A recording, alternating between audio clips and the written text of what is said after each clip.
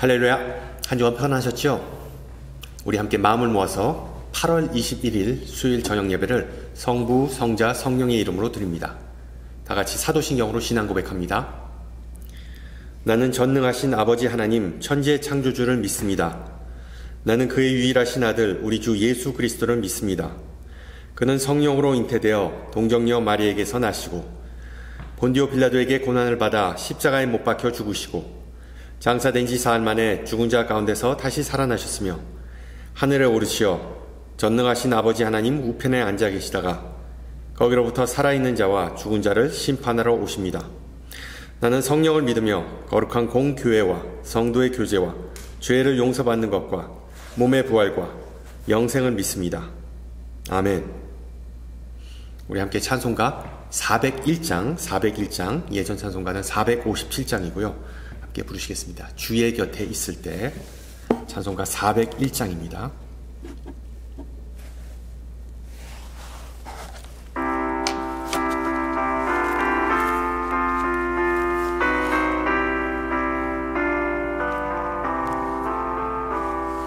주의 곁에 있을 때 마음이 든든하오니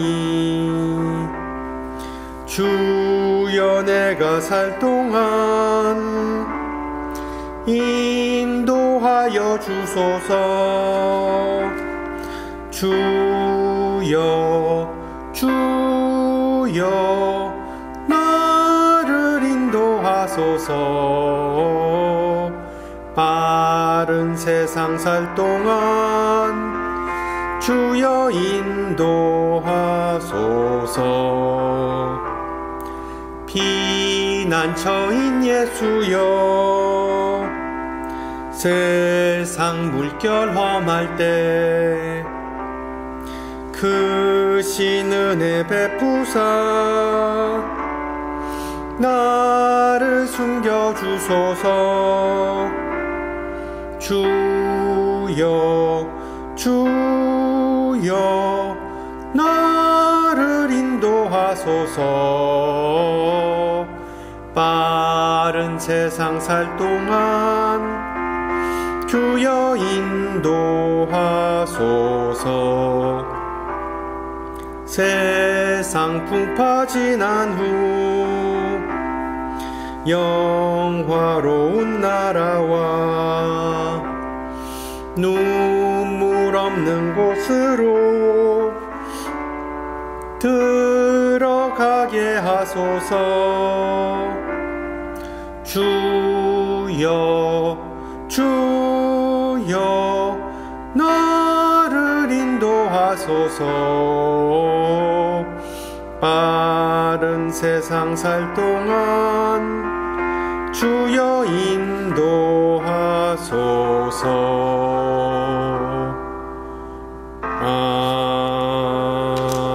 아멘.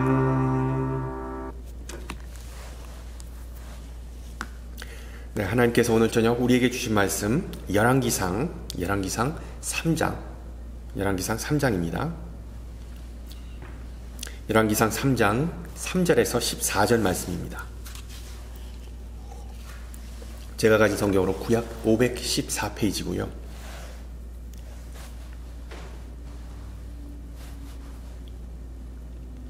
열왕기상 3장 3절에서 14절 말씀을 받들어 봉독합니다. 솔로몬이 여호와를 사랑하고 그의 아버지 다윗의 법도를 행하였으나 산당에서 제사하며 분향하더라. 이에 왕이 제사하러 기브온으로 가니 거기는 산당이 큼이라. 솔로몬이 그 제단에 1000번제를 드렸더니 기브온에서 밤에 여호와께서 솔로몬의 꿈에 나타나시니라. 하나님이 이르시되 내가 내게 무엇을 줄꼬 너는 구하라. 솔로몬이 이르되 주의 종 내 아버지 다윗이 성실과 공의와 정직한 마음으로 주와 함께 주 앞에서 행함으로 주께서 그에게 큰 은혜를 베푸셨고 주께서 또 그를 위하여 이 큰 은혜를 항상 주사 오늘과 같이 그의 자리에 앉을 아들을 그에게 주셨나이다. 나의 하나님 여호와여 주께서 종으로 종의 아버지 다윗을 대신하여 왕이 되게 하셨사오나 종은 작은 아이라 출입할 줄을 알지 못하고 주께서 택하신 백성 가운데 있나이다. 그들은 큰 백성이라 수요가 많아서 셀 수도 없고 기록할 수도 없사오니 누가 주의 이 많은 백성을 재판할 수 있사오리까? 듣는 마음을 종에게 주사 주의 백성을 재판하여 선악을 분별하게 하옵소서. 솔로몬이 이것을 구하매 그 말씀이 주의 마음에 든지라. 이에 하나님이 그에게 이르시되 내가 이것을 구하도다. 자기를 위하여 장수하기를 구하지 아니하며 부도 구하지 아니하며 자기 원수의 생명을 멸하기도 구하지 아니하고 오직 송사를 듣고 분별하는 지혜를 구하였으니 내가 내 말대로 하여 내게 지혜롭고 총명한 마음을 주노니 내 앞에도 너와 같은 자가 없거니와 내 뒤에도 너와 같은 자가 일어남이 없으리라. 내가 또 내가 구하지 아니한 부귀와 영광도 내게 주노니 내 평생에 왕들 중에 너와 같은 자가 없을 것이라. 내가 만일 내 아버지 다윗이 행함같이 내 길로 행하며 내 법도와 명령을 지키면 내가 또 내 날을 길게 하리라. 아멘. 이제 여름이 거의 다 가고 새 학기가 시작하는 시점이죠. 학교로 발걸음을 향하는 우리 자녀들에게 많은 것이 필요하겠지만 그 중에 하나가 지혜가 아닌가 생각해 봅니다. 물론 지혜는 학생뿐만 아니라 남녀노소 할 것 없이 모든 그리스도의 제자에게 필요한 덕목이 아니겠습니까? 그런데 이 지혜라는 개념을 정의하기가 쉽지 않은 것 또한 사실입니다. 우리가 지혜에 대해서 아는 바가 무엇이 있을까요? 우선 지혜는 이 지능과 다릅니다. 인간의 지능은 어떻게 보면 컴퓨터의 연산 속도와 비슷하죠. 즉 IQ가 높은 사람이라고 해서 그 사람이 반드시 유익하거나 의로운 삶을 산다는 보장은 없습니다. 또한 지혜는 지식과도 다릅니다. 지식은 알다시피 한 사람이 얼마나 많은 정보를 머릿속에 간직하는가와 연관이 있습니다. 그러나 요즘에는 정보의 바다라는 인터넷이 있어서 지식을 많이 가진 것이 어떤 특별하다고 볼 수는 없습니다. 그 다음으로 한 단계 높다고 볼 수 있는 이 눈치라는 게 있죠. 눈치. 다양한 정보를 종합해서 그 의미 그리고 또한 그 큰 그림을 볼 수 있는 능력이라고 할 수 있습니다. 그러나 우리가 눈치를 이 지혜와 동일시하기에는 무리가 있습니다. 그렇다면 지혜는 무엇일까요? 바로 앞서 언급한 모든 요소의 결합이라고 볼 수 있습니다. 즉 지능, 지식과 눈치를 창조적으로 활용해서 자기 자신과 타인에게 유익이 되고 또한 하나님께 영광을 돌리는 어떤 성향이자 능력을 지혜라고 정의할 수 있습니다. 어느 회사의 신입사원 채용시험 면접에 이런 문제가 나왔습니다.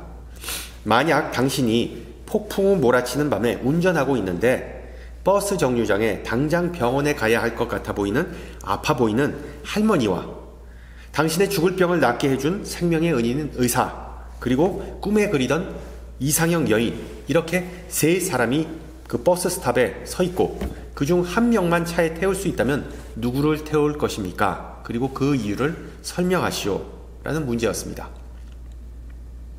가장 재치 있고 또한 인격이 훌륭한 도덕적으로 훌륭한 그런 신입사원을 뽑기 위한 일종의 테스트였죠. 200여 명의 경쟁자를 제치고 합격한 지원자의 답은 바로 이것이었습니다. 생명의 은인인 의사 선생님께 차 키를 드려서 그 할머니를 빨리 병원에 데려가게 하고 저는 이상형 여인과 함께 버스를 기다리겠습니다. 그리고 제가 그렇게 하는 것이 모두에게 유익하기 때문입니다. 마찬가지로 오늘 읽은 본문에서 하나님은 솔로몬의 도덕성을 테스트하는 장면을 볼 수 있습니다. 우선 솔로몬이 몇 살에 왕이 되었는지를 우리는 알 수 없지만 본문 7절에 나오는 종은 작은 아이라 라는 표현을 우리가 문자적으로 이해해서는 안 됩니다. 히브리어 원문에 나오는 이 나아르라는 단어는 일반적으로 청소년에서 청년을 가리키는 단어이기 때문입니다. 그러니까 어린 꼬마는 아닙니다. 결코. 청소년에서 청년을 가리키는 단어가 바로 이 히브리 나아르입니다. 추측하건대 솔로몬은 대략 한 14살에서 20살 사이에 아버지 다윗 왕에 이어 이스라엘의 세 번째 왕이 된 것이죠. 정권 초기이니까 분위기가 상당히 어수선하고 또한 솔로몬 그 자신은 중차대한 갈림길에 서 있었습니다. 다행히 솔로몬은 젊은 나이에도 불구하고 이 왕자의 본질을 잘 꿰뚫어 보고 있었습니다. 그 아비 다윗의 40년간의 우여곡절이 많은 그 통치를 보면서 이 왕권이 선하거나 악한 목적을 위해 쓰이는 것을 자주 목격했기 때문이죠. 적어도 이 솔로몬은 다윗이 범했던 실수를 반복하지 않고자 했던 것으로 보입니다. 다른 한편으로 당시에는 예루살렘의 성전이 세워지지 않았기 때문에 솔로몬은 기브온에 있는 산당, 즉 산 위에 있는 제사를 드리는 곳에 가서 그 제단에 1000번제를 드렸다라고 성경은 기록합니다. 그가 얼마나 선정을 베풀고 싶었는지를 암시하는 대목이죠. 그리고 그날 밤 하나님은 솔로몬의 꿈속에 나타나 내가 원하는 것을 말하라 라고 말씀하십니다. 아마 우리 모두 이런 꿈을 좀 꾸기를 원할 겁니다. 알라딘은 램프의 요정에게 3개의 소원을 빌 수 있었는데 만약 단 한 가지의 소원을 골라야 한다면 여러분은 어떤 선택을 하시겠습니까? 대부분 돈에 관련한 소원이겠죠. 나에게 좀 비트코인을 많이 주십시오. 요즘 잘 나가는 엔비디아 주식을 좀 많이 주십시오. 또는 파워볼 1등 당첨 번호를 좀 알고 싶습니다. 등등. 적어도 지혜가 나에게 정말 필요합니다 라고 답하는 사람은 거의 아예 없을 겁니다. 그런 솔로몬은 자신의 어린 나이와 경험 부족을 깨닫고 수요가 많아서 셀 수도 없고 기록할 수도 없는 백성을 다스릴 수 없다고 고백합니다. 그래서 듣는 마음을 받아서 백성을 잘 다스리고 선악을 분별하게 해달라고 하나님께 구하였습니다. 물질, 건강, 전쟁에서의 승리와 같이 구체적으로 어떤 실질적인 요구를 할 수도 있었습니다. 또는 카리스마, 지도력 또는 다윗이 가장으로서는 빵점이었기에 좀 평온한 가정과 같은 소원을 말할 수도 있었습니다. 그러나 솔로몬은 듣는 마음, 분별하는 통찰력, 즉 지혜를 선택했습니다. 그리고 그 대답을 들은 하나님은 흡족해 하시면서 솔로몬이 면접시험을 최고의 점수로 통과했다고 여기셨죠. 그의 대답이 얼마나 마음에 드셨는지 하나님은 솔로몬에게 지혜뿐만 아니라 요구하지도 않았던 물질, 명예 그리고 건강을 덤으로 주셨습니다. 결과적으로 하나님이 솔로몬뿐만 아니라 모든 인간, 우리 모두에게 가장 바라시는 것은 바로 지혜라는 내용을 오늘 본문은 우리에게 가르쳐주고 있습니다. 지혜. 여러분 한번 생각해 보세요. 왜 하나님은 지혜를 그토록 높이 평가하시는 걸까요? 먼저 하나님은 지혜의 근원이십니다. 더불어 하나님은 그 풍요로운 지혜를 우리 모두에게 나눠주시기를, 내려주시기를 원하십니다. 그리고 우리가 그 지혜를 갖고 하나님의 나라를 세우는데 사용하기를 원하시죠. 그런데 여기에는 하나의 함정이 있습니다.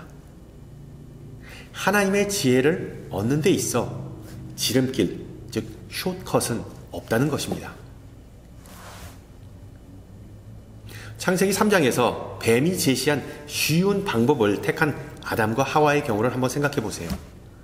이 아담과 하와는 지혜를 하나님과의 친밀한 관계가 아니라 지름길, 즉 선악을 알게 하는 그 나무의 과일을 먹음으로써 얻고자 했습니다.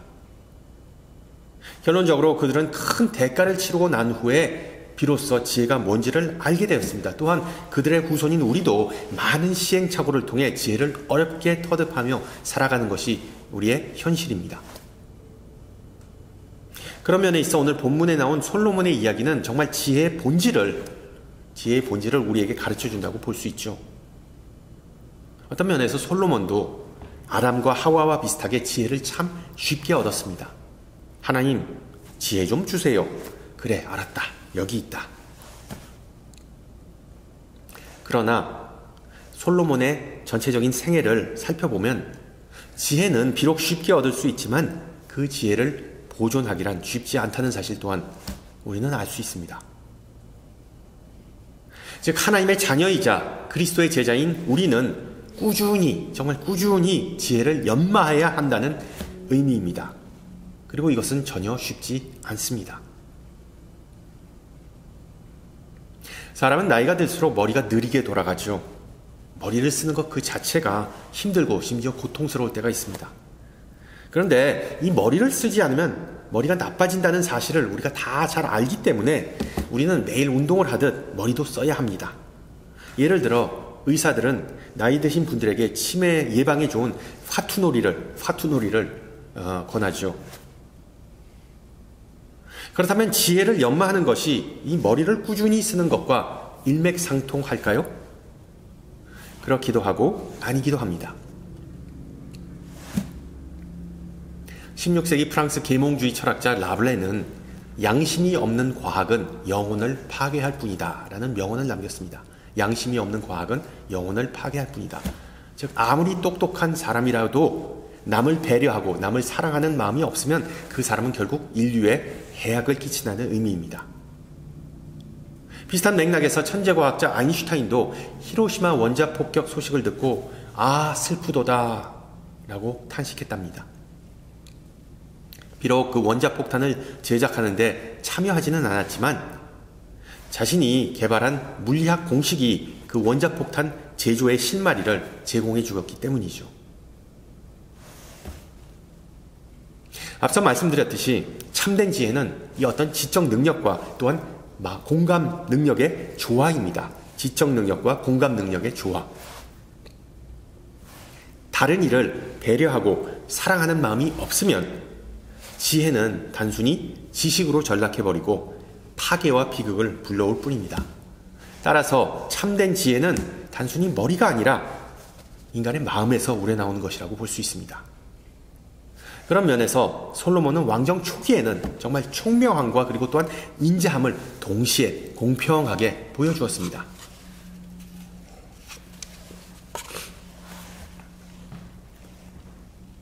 기브온에서 하나님과의 만남이 있고 난 뒤에 두 명의 매춘부가 솔로몬을 찾아오죠. 우리가 잘 아는 이야기입니다. 이 두 명의 창기는 같은 집에 살면서 둘 다 아기를 키웠는데 잠버릇이 고약한 둘 중에 한 명의 엄마가 아기 위에 굴러서 자다가 압사시켜버립니다. 나중에 그 두 명의 여인은 살아남아 있는 아기를 자신의 아기라고 주장합니다. 이에 대해 솔로몬은 칼로 아기를 반을 갈라 각자 여인들에게 나눠주라고 명하죠. 그러자 아기의 진짜 엄마는 내 주여 산 아이를 그에게 주시고 아무쪼록 죽이지 마소서라고 애원하었고, 그리고 다른 여자는 내 것도 되게 말고 내 것도 되게 말게 나누게 하소서라고 말합니다. 그러자 왕은 산 아이를 첫째 여자에게 주고 결코 죽이지 말라, 저가 그의 어머니라는 탁월한 판결을 내립니다. 보다시피 솔로몬은 엄마의 위대한 사랑에 대한 깊은 이해가 있었습니다. 엄마가 자식을 가장 잘한다는 사실을 알고 있었습니다. 그래서 잠언에서 지혜를 사랑이 많은 여성으로 묘사한 것이죠. 비슷한 맥락에서 우리 주님께서는 세상에서 가장 큰 지혜는 바로 하나님과 이웃을 사랑하는 것이라고 말씀하셨습니다. 내 마음을 다하고 목숨을 다하고 뜻을 다하여 주 너의 하나님을 사랑하라. 그리고 내 이웃을 내 몸과 같이 사랑하라. 예수님께서 사랑을 말씀하셨기에 이 구절은 인간의 지혜와 아무런 상관이 없다고 생각할 수 있지만 예수님께서 말씀하시고자 하는 바는 하나님의 자녀이자 그리스도의 제자는 하나님 사랑 그리고 이웃 사랑을 최우선으로 삼아야 한다는 것입니다. 그게 바로 우리가 가장 지혜롭게 사는 방법입니다. 하나님을 가장 먼저 세상의 우선순위로 두고 그리고 또한 이웃 사랑을 그 다음 우선순위로 두는 것, 그것이 바로 가장 지혜로운 우리의 결정입니다. 내가 지금 하는 행동이나 삶의 방식이 남에게 사랑을 베푸는 것과는 동떨어져 있다면 그것은 내가 결국 우매한 길을 가는 것, 우매한 사람이라는 뜻입니다. 기독교 역사상 위대한 신비주의가 중에 한 명인 마이스터 에크하르트는 지혜는 당신이 다음으로 해야 하는 일을 시작하는 것과 그 일을 온 마음을 다해서 하는 것, 그리고 그 일을 하면서 기쁨을 찾는 것이라는 명언을 남겼습니다. 성도 여러분, 하나님을 사랑하고 섬기는 데 있어 항상 열심을 다하면서 참된 기쁨을 누리시기를 소망합니다. 할렐루야.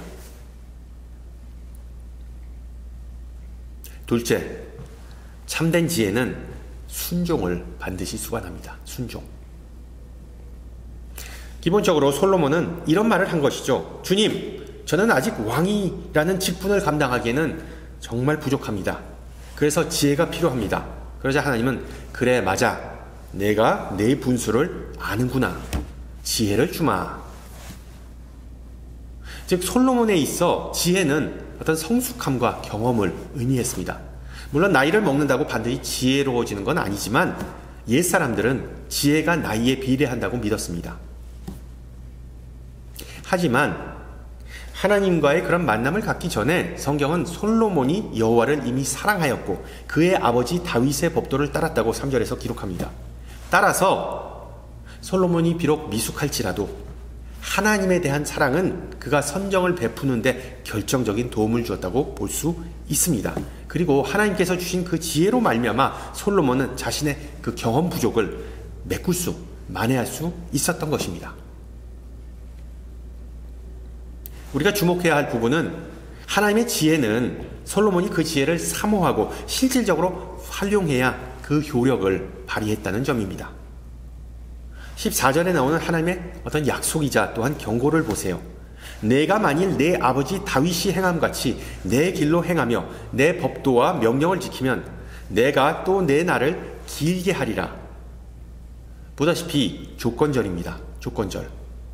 바꾸어 말하면 솔로몬이 오랫동안 선정을 베풀고 그리고 또한 평화를 누리고자 한다면 솔로몬은 반드시 하나님의 지혜와 일치하는 삶을 살아야 한다는 것, 즉 하나님의 명령, 하나님의 법도, 하나님의 말씀을 지켜야 한다는 의미입니다. 온전한 지혜란 하나님에게 순종하는 삶을 통해서 이루어진다는 간단한 원리를 하나님께서 또한 가르쳐 주신 것이죠. 하나님의 법도를 지키는 것, 즉 하나님의 뜻대로 행한다는 것, 이것은 이 세상의 법도를 지키는 것보다 훨씬 더 어려운 것 또한 사실입니다. 앞서 말씀드렸듯이 지혜는 머리와 마찬가지로 쓰지 않으면 녹슬고 제 기능을 못하게 됩니다. 솔로몬은 이 뼈아픈 사실을 그의 삶을 통해서 터득했습니다. 그래서 그는 잠언 9장에서 다음과 같은 고백을 합니다. 어리석음을 버리고 생명을 얻어라. 명철의 길을 행하라. 명철의 길, 즉 하나님의 도를 걷기 위해서는 먼저 쉽고 넓어 보이는 세상의 길에서 눈을 돌리고 그것을 부정하는, 그것에 노하는 단호함이 있어야 합니다. 처음에는 하나님께서 주신 지혜 덕분에 솔로몬은 승승장구할 수 있었습니다. 조금 전에 말씀드렸듯이 솔로몬은 현명한 재판관이었습니다. 또한 그는 뛰어난 행정가였습니다. 그의 통치 동안 이스라엘 왕국의 경제는 정말 전례 없는 호황을 누렸습니다. 그리고 그는 대단한 군주였습니다. 예루살렘 성전 건축이라는 대단한 업적을 이루었죠. 또한 그는 위대한 문호였습니다. 잠언과 아가서와 같은 지혜 문학의 대표적인 작품을 남겼습니다. 그의 지혜가 얼마나 뛰어났는지 많은 이웃나라 왕들이 솔로몬의 지혜를 듣기 위해 많은 신하를 보냈다라고 성경은 기록합니다.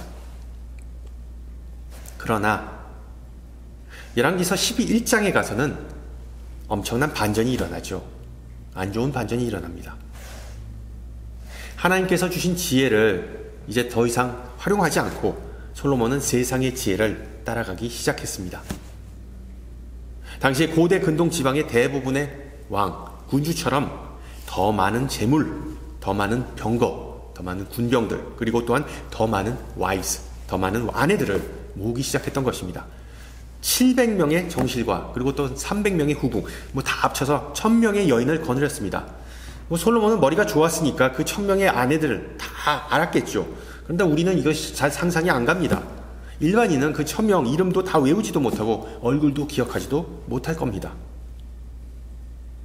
어쨌든 하나님은 이미 이런 일이 일어날 줄 아시고 수백 년 전에 신명기에서 모세를 통해서 경고하셨죠.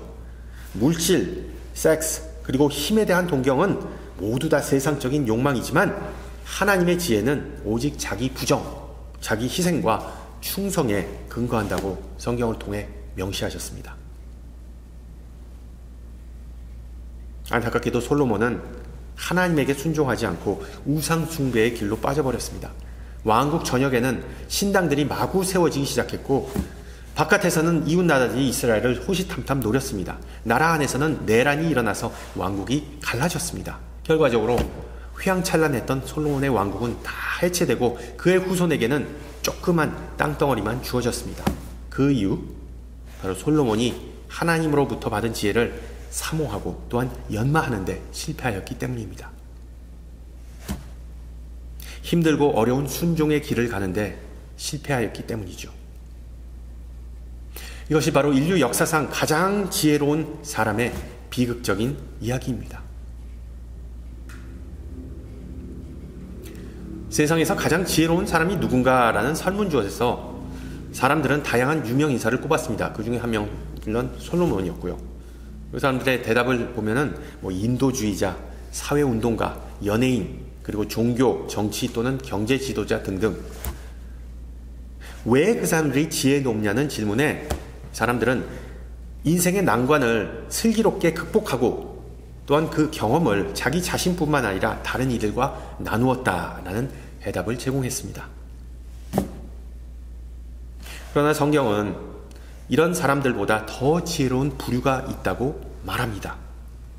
그들은 세상의 압력에도 불구하고 하나님을 따르기를 결정하고 자기를 부정하고 자기를 희생하고 진리를 수호하면서 다른 이들도 그런 길, 즉 하나님에게 가는 길로 인도한 사람들입니다.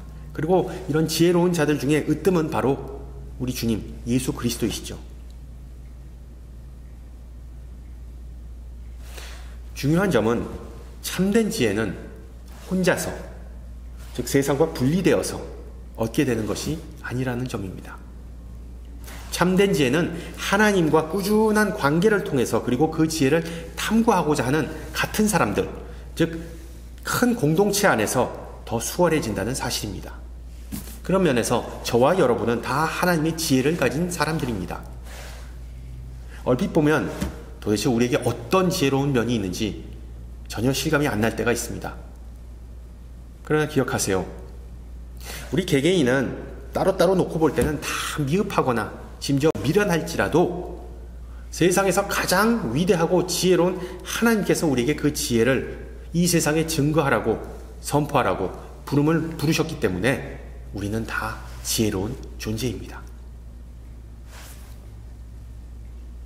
물론 교회라는 공동체 내에는 많은 모순과 약점과 심지어 부조리도 존재합니다.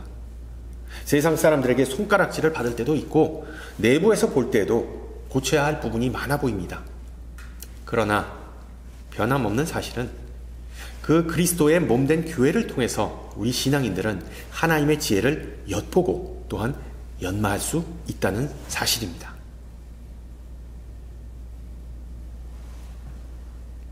사도 바울은 상당히 똑똑하고 성경을 통틀어 정말 가장 가방끈이 길었던 사람 중에 한 명이었죠. 그런데도 그는 연약함 가운데서 하나님의 능력은 드러나고 세상의 지혜는 하나님에게는 미련함이라고 고백합니다. 세상의 지혜는 그 누구도 구원하지 못하지만 하나님의 지혜는 모든 일을 구원할 수 있다는 그 사실을 기억하시기 바랍니다. 할렐루야.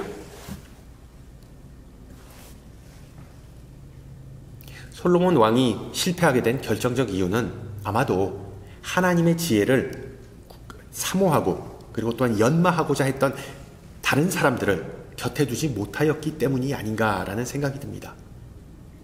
자기가 너무 뛰어나다 보니까, 너무 잘났다 보니까 하나님보다는 점점 더 자기 자신의 지혜만 의지하면서 독선에 빠졌던 것이죠. 그리고 신앙생활을 하는 우리 모두가 다 범할 수 있는 종류의 우위입니다. 여러분의 나이가 몇이든 인생의 어느 단계에 와 있든 그런 것들은 중요한 것이 아닙니다. 중요한 것은 지혜를 사모하고 지혜를 실천하고자 하는 모든 이에게 하나님은 그 지혜를 아낌없이 베푸신다는 사실입니다. 분명 그런 지혜의 길을 걷기는 쉽지 않습니다. 그러나 그 길이야말로 참되고 충만한 생명으로 인도하는 길입니다. 한 여인이 쇼핑몰에서 쇼핑하는 꿈을 꿨습니다. 문득 안내 데스크에 예수님께서 서 계신 것을 발견했습니다. 내가 원하는 대로 카트에 다 담아도 된다라고 예수님께서 말씀하셨습니다. 그러자 신이 난 여인은 평화, 희락, 행복, 지혜, 그리고 두려움으로부터의 자유를 자기 자신뿐만 아니라 온 세상 사람들에게도 좀 다 선물해달라고 예수님께 말했습니다. 그러자 예수님은 씩 웃으시면서 이렇게 말씀하셨답니다. 얘야, 내가 오해한 듯 싶구나. 여기는 과일이 아니라 씨를 판매하는 곳이란다. 성도 여러분, 믿음, 소망, 사랑과 같이 하나님의 지혜는 우리의 손길과 노력이 필요합니다. 씨가 과일로 자라기 위해서는 빛이 필요하죠. 우리 모두 그리스도의 독, 하나님의 말씀을 잘 지키면서 아름답고 풍성한 열매 맺기를 축원합니다. 함께 기도합니다.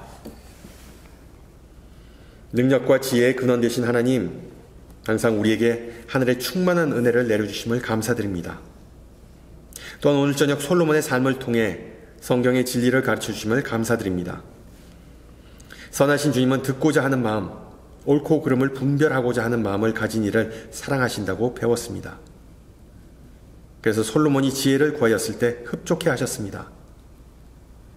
그러나 하나님께서 베푸신 그 지혜를 사모하고 잘 실천하는 것이 더 중요하다는 것 또한 배웠습니다. 주님, 우리에게도 그 지혜를 내려주사 하나님의 영광을 위해 그리고 하나님의 사랑의 도구로서 살아갈 수 있기를 기도합니다. 주님의 성령과 말씀을 통해 우리에게 지혜를 베푸사 우리 자신이 아니라 하나님과 이웃을 항상 마음에 품고 섬길 수 있게 하옵소서. 늘 충성하고 빛 가운데로 걸으면서 이 험하고 어두운 세상 속에서 하나님의 뜻을 분별하고 그 뜻대로 살 수 있기를 간구합니다. 또한 우리 마음을 사랑으로 채워주사 이기심을 이타심으로, 두려움을 용기로, 고난을 평화로, 그리고 연약함을 강건함으로 바꿀 수 있는 용기와 믿음을 허락하여 주시옵소서. 함께 주님 가르쳐주신 기도합니다. 하늘에 계신 우리 아버지, 아버지의 이름을 거룩하게 하시며 아버지의 나라가 오게 하시며 아버지의 뜻이 하늘에서와 같이 땅에서도 이루어지게 하소서. 오늘 우리에게 일용할 양식을 주시고 우리가 우리에게 잘못한 사람을 용서하여 준 것 같이 우리 죄를 용서하여 주시고 우리를 시험에 빠지지 않게 하시고 악에서 구하소서. 나라와 권능과 영광이 영원히 아버지의 것입니다. 아멘. 네, 한 주간 평안하시고요. 전 다음 주 이 시간에 뵙겠습니다. 샬롬.